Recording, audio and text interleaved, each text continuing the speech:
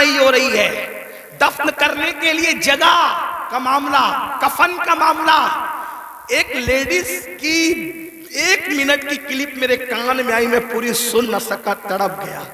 وہ کہہ رہی تھی انگلش میں کہ ہمارے چھوٹے چھوٹے فلسطینی بچے اب اپنے ہاتھوں پر نام لکھ رہے ہیں، اور اپنے ہاتھوں پر اس لیے نام لکھ رہے ہیں کہ ان کو ایسا لگتا ہے پتہ نہیں ظالم اسرائیل کی طرف سے کب بم برس جائے اور ہم مر جائیں تو نام ہاتھ پہ لکھ دے تاکہ ہمارے گھر والے اسی نام کی وجہ سے ہمیں پہچان سکیں. کوئی تعلق نہیں ان سے آپ کا. آج بھی مسلمان مسجد کو ویران کرتا رہے گا. آج بھی زنا کی فلم دیکھو گے تم، آج بھی چہرے سے داڑھی مڈا کر گٹر میں پھینکو گے تم.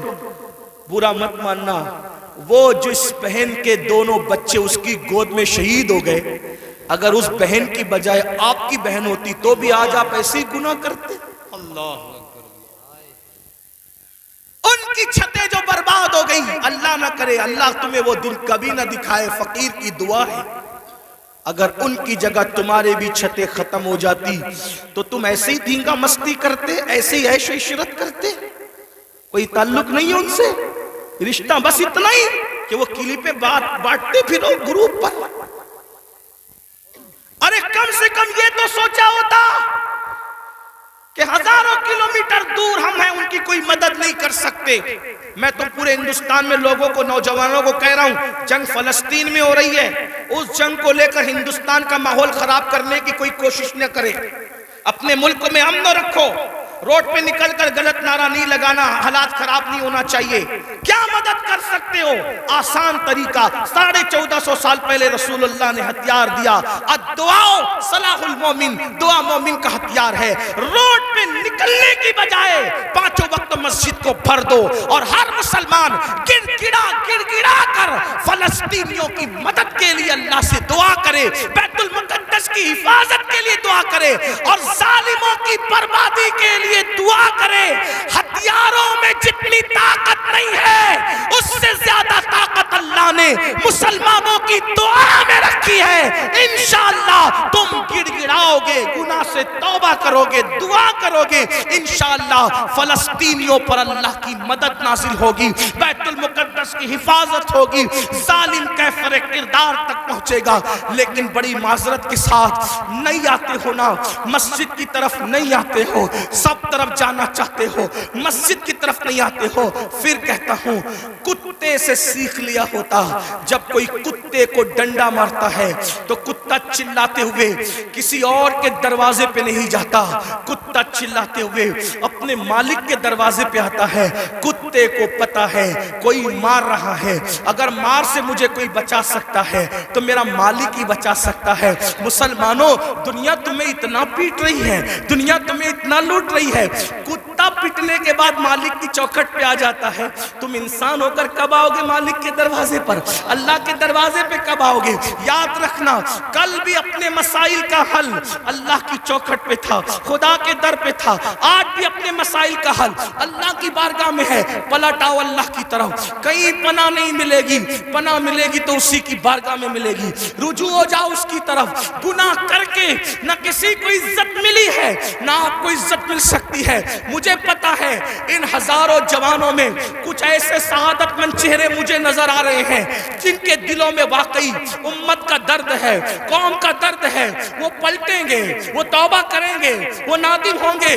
ہاں میری قوم کے جوانوں، ضرور یاد رکھو، ہر دروازے پہ جا کر کے اگر انسان جرم کا اعتراف کرتا ہے، دنیا کی عدالتوں کا دستور ہے جہاں پر جرم کو قبول کر لو تو عدالتیں سزا سناتی ہے. ایک میرے اللہ کی عدالت ہے، وہاں جرم قبول کر لو تو سزا نہیں سنائی جاتی بلکہ معاف کر دیا جاتا ہے.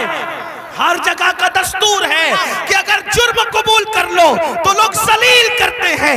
یہ میرے اللہ کی شان ہے، جرم قبول کر لو تو یحب التوابین کا خوبصورت تمغہ گلے میں ڈال دیا جاتا ہے اور محبوب بنا لیا چاہتا ہے تو آؤ نا میرے بھائیو، اللہ سے دور کیوں ہو؟ وہ اللہ جس کا فرمان ہے کوئی میری طرف چل کے آتا ہے تو میری رحمتیں اس کی طرف دوڑ کر جاتی ہے۔ یاد رکھنا، لڑکا لڑکی کے ناجائز تعلقات میں کوئی لطف نہیں ہے، یہ توائی ہے۔ آؤ اللہ سے تعلق جوڑیں، کیا بات، واہ، آؤ اس کے قریب ہو جائیں۔ سبحان اللہ۔ میں نے تو یہ بزرگوں سے سنا بھی اور محسوس بھی کیا، سب سے تعلق جوڑنا مشکل ہے۔ توجہ ہے؟ کیا بات جی حضرت، رضا نگر رامپور والوں توجہ ہے، گرد نواز سے آنے والے سب سے تعلقات بنانا مشکل ہے۔ سب سے آسان اگر کسی سے تعلق بنانا ہے تو اللہ سے۔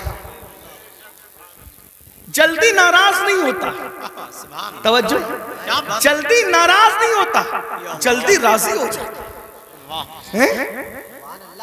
رب کو منانا بہت آسان ہے، لیکن یہ میری قوم کی جفاکاریوں کا ماتم کون کرے؟ سب کو منانا چاہتے ہیں، رب کو نہیں منانا چاہتے، کیونکہ رب کی ناراضگی کی ان کے پاس اہمیت کیا ہے؟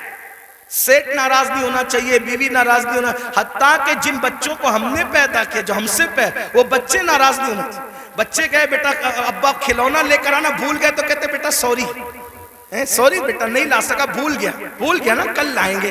اس سنڈے نہیں لے کر کے چلے تفریح کے لیے، ہم بھی 50 بار سوری بول چکے اپنے بچوں کو، اس لیے کہہ رہا ہوں۔ ہاں، لیکن آپ سے پوچھتا ہوں، اپنے چھوٹے چھوٹے بچوں کو منانے کی فکر ہے؟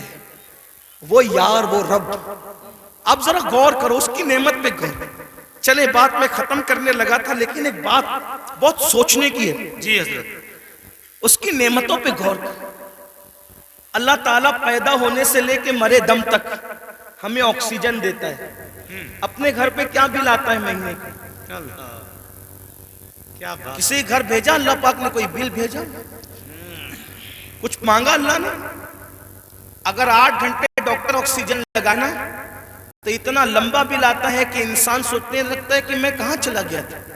یہی ہے نا؟ جی، ڈاکٹر نے 8 گھنٹے کی آکسیجن دی تو ہزاروں وصول کر لیا، ہے نا؟ ہے نا؟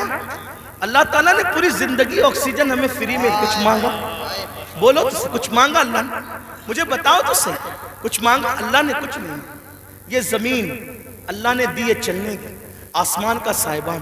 میرے بھائی جب سوتے ہو نا تو یہ کیڑے مکوڑے ہمارے ناک اور کان میں نہیں جاتے۔ 99% لوگوں کے کان میں کیڑے مکوڑے، حالانکہ کیڑے کی فطرت ہے کہ جب سوراخ دیکھے گا تو اس میں گھس جائے گا۔ کیوں نہیں جاتے پتہ ہے؟ 60 فرشتے ہر انسان پر اللہ نے حفاظت کے لیے مقرر کر رکھا ہے۔ کیا ہے، ناک اور کان میں کیڑے بھی نہ جائے میرا اللہ بچاتا ہے۔ سوچو تو صحیح، نہیں غور کرو، گھر سے نکلتے ہو نا اللہ کا نام لے کر، 2 فرشتے حفاظت کے لیے مقرر کرتا ہے جب تک گھر پر لوٹ نہیں جاتے۔ ماں کے سینے میں دودھ کس نے پیدا کیا؟ پیدا ہونے سے پہلے اللہ نے، اور سینے میں دودھ پیدا کرنے کے بعد ماں کے دل میں ممتا بھی پیدا کی کہ اس کو پلا۔ اگر اللہ نفرت پیدا کرتا تو درجنوں عورتیں ایسی ہیں جو اپنے بچوں کو چھوڑ کے ہاسپٹل میں بھاگ گئی۔ اگر ہماری ماں بھی چھوڑ کے بھاگ گئی ہوتی تو عزت کے ساتھ ایسے بیٹھتے یہاں؟ تو اس ماں کے دل میں کس نے پیار دیا؟ خود سردی میں ہمارے پیشاب پہ سوتی رہی اور ہمیں گرم بستر پہ سلایا، کس نے پیار دیا اس کے دل میں؟ اللہ نے۔ کھڑے ہونے کی طاقت کس نے دی؟ جاؤ لنگڑوں سے پوچھو پیر کی قیمت کیا ہوتی ہے، جاؤ پوچھو۔ جتنی بے وفائی کرنا ہے میرے اللہ کے ساتھ کر لو، ایک دن اللہ کی عدالت ہے۔ اندھوں سے پوچھو آنکھ کی قیمت کیا ہوتی ہے۔ اگر اللہ آنکھ چھین لے اربوں خربوں روپے بھی دے کر کے تم اخیارے نہیں ہو سکتے۔ اسی کی دی ہوئی آنکھوں سے اسی کی نافرمانی اس کے نبی کے دل پہ کیا گزرتی ہوگی؟ سوچو تو صحیح، جا کر کے پوچھو زبان کی قیمت کیا ہوتی ہے، جس کی آواز نہیں نکلتی، جس کو منہ نہیں ہے، اتنی ساری نعمتیں لے کر بیٹھے ہو، پھر اس سے بے وفائی۔ اقبال نے کہا تھا بتوں کو تجھ سے امید، بتوں سے تجھ کو امیدیں، خدا سے نامی دی، مجھے بتا تو صحیح اور کافری کیا ہے؟ کفر کس چیز کا نام ہے؟ کہتے ہو اللہ نے ہمیں دیا کیا؟ میں نے کہا لگا قیمت آنکھ کی، لگا قیمت کان کی، لگا قیمت زبان کی، لگا قیمت کڈنیوں کی، لگا قیمت خون کی۔